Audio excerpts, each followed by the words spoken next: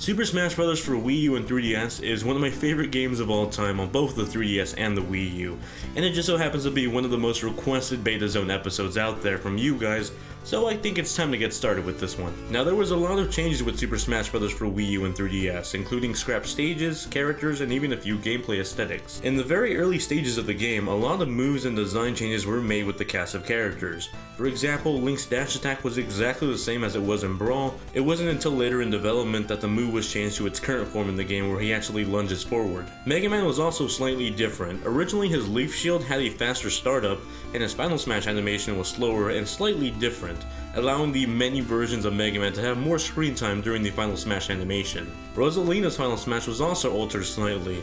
Before, in the original Nintendo Direct where she was announced and shown off, she had a final smash where the power star would actually be a constant size, whereas in the final version of the game, it's actually a growing star that starts off small and then continuously grows over time.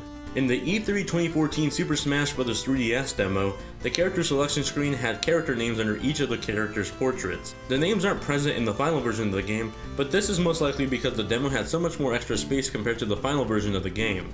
Ike's Eruption Neutral Special was also slightly different. In the early builds of Super Smash Bros. For Wii U and 3DS, the flames were actually red, but in the final version of the game, they were changed to a blue color. It's not really known why Sakurai made this change, other than he just decided to do it for some reason. In the Windy Hill Zone stage from Sonic Lost World, the stage didn't have the forest animals in the background from Flicky.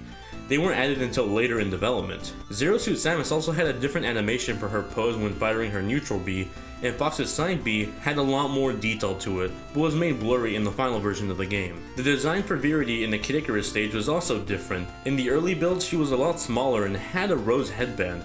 This was changed in the final version of the game. In very early development of Super Smash Bros. For Wii U and 3DS, a lot of the characters used the same voice clips they used in Brawl, and this is probably because the game was still in very early development, and so a lot of the data in the game was actually just import data from Super Smash Bros. Brawl. The Rayman model that was given to Nintendo by Ubisoft originally had a different facial expression when comparing it to the one used as a trophy in the final version of the game. There was also going to be a co-op option for Smash Run on the 3DS, but testing proved to be very difficult with the Nintendo 3DS hardware, and due to limitations with the hardware, the idea was scrapped. There were additional custom moves planned for Super Smash Bros. Hacking the game reveals that each special was going to have 3 custom moves, but that was later dropped to only 2. Some of these can still be accessed by hacking the game, but they're all either unfinished by lacking sound or visual effects or just animations. Now, if you guys remember that early leak from the ESRB that revealed Bowser Jr. and Shulk as a character, it also showed Tarja from Fire Emblem as a trophy. However, she was never put in the final version of the game. It was never confirmed as to why she was removed as a trophy, but considering the leak was from the ESRB, it's probably because her costume was too revealing for the rating of the game. The flying men from the Mother stage were going to have a 3D model originally, but this was later changed to a 2D sprite because the 3DS hardware could not handle the extra 3D model on screen.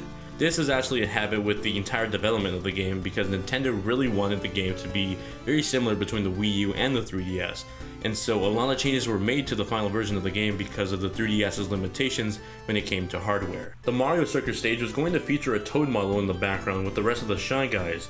He was removed in the final version of the game. Although it's not really known why he was removed, you can still find his texture data in the game. In the Masterpieces mode, there's an empty file for a demo for Super Smash Bros. 64. This would have been the first N64 masterpiece in the game, as well as the first time any Super Smash Bros. Game would be used as a masterpiece. There was actually a bunch of other characters planned for the game, some that were just in the planning stages, in the development stages, and some that we don't know about that may have already been revealed as DLC or have yet to be announced as DLC. Takamaru, who appears as an assist trophy in the game, was originally planned as a full-fledged character, but Sakurai thought he was too unknown to be made into a full character. Chrom from Fire Emblem Awakening was also going to be in the game, but Sakurai felt that he would be too much like Ike and Marth, so he chose to put Robin in the game instead, and made Chrom part of his final smash. Heihachi from Tekken was also planned at one point, although Sakurai thought his moves would be too hard to implement into the game, which is a little interesting because we saw Ryu in the game as DLC, so maybe we'll see him as DLC in the future as well. Ice Climbers were going to come back as veterans, and were actually in full working order on the Wii U. The 3DS, on the other hand, couldn't handle having both of the characters on screen at once, and so they were scrapped because Sakurai wanted both the Wii U and the 3DS version to have the same roster. It sort of makes you think, what if Nintendo released Ice Climbers as a DLC update for only the new 3DS and the new 3DS XL? That would also fragmentate a lot of the 3DS family, so who knows. A rhythm heaven character, most likely the chorusmen, were going to be in the game. A game emblem icon can be found in the data for Super Smash Bros. For Wii U. It's not known why the character was scrapped, but if it truly was the chorusman, perhaps it was also due to it not being able to work on the 3DS, since this would be a trio character. Dark Pit, Dr. Mario, and Lucina were all going to be alternate costumes for their clones, but they were later promoted to full-fledged characters because Sakurai wanted to add something unique to them, like an alternate move or aesthetic change. There was also going to be more stages, some that haven't even been announced as DLC yet. Dr. Mario was going to have his own stage with even its own boss battle, the viruses from Dr. Mario. A portrait of the virus's boss can be found along with other scrap portraits of boss battles that are actually in the final version of the game. A file named Brain Training suggests that there was also going to be a Brain Age stage. Not much is known about the stage though, because the file itself is blank. There was also a file named Plankton that refers to the Electroplankton game, most likely because the stage from the game was going to be in Super Smash Bros. For Wii U and 3DS. There was also an emblem from the game that could be import data from Super Smash Bros. Brawl. There was a file named Diary that some people expect to be a swap note stage, although it's probably scrapped since the service was taken offline on the Nintendo 3DS. And finally, there's an alternate version of the Super Smash Bros. For Wii U intro that actually has the announcer's voice say Super Smash Bros. For Wii U at the very end of the intro.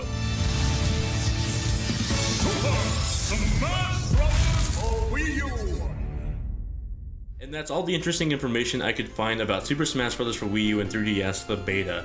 Sure, there's a bunch of other aesthetic changes like the capsule items being different originally, but these are the ones that I thought were really interesting to talk about.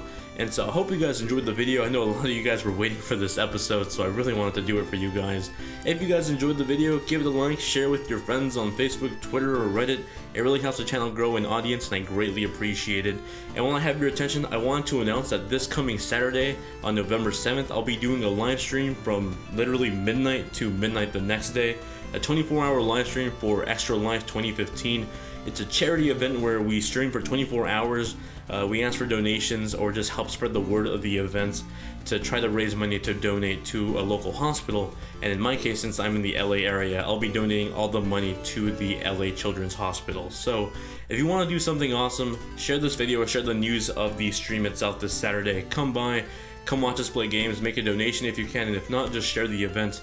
Well, I'll have more information about that in the description below. So thank you guys very much for watching the video. Hope you guys enjoyed it, and I'll catch you guys in the next one or this Saturday with the Extra Life 2015 event. See you guys in the next one. Later.